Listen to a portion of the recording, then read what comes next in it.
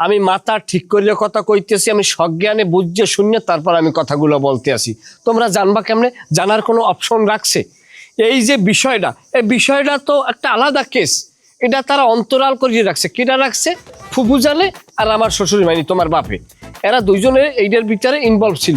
এই যে কাজলি ফুফু আইছে, সে এই বাড়িতে আইসে, সে তো একটা উদ্দেশ্য লইয়েছে।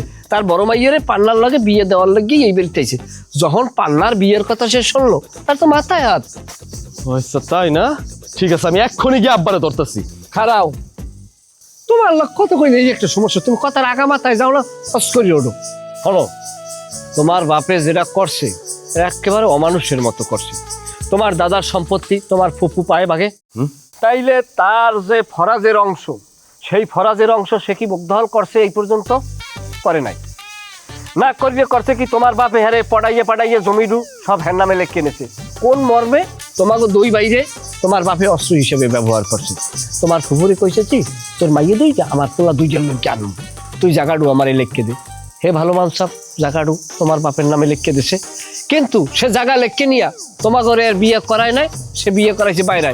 এখন তো কাজলি ফুফু এইটা শোনার পর আর তোমার তার ঠিক নেই, সে তো কঠিন অ্যাকশনে যাইবে। তোমার কথা যদি সত্যি হয়ে থাকে তাহলে কাজলি ফুফুর তো ডাবল অ্যাকশনে যাওয়া উচিত। আচ্ছা ঠিক আছে, এর আগে আমি আমার আব্বারে গিয়ে ধরতেছি। এই কাজটা উনি কেমনে করতে পারলো আমি দেখতেছি।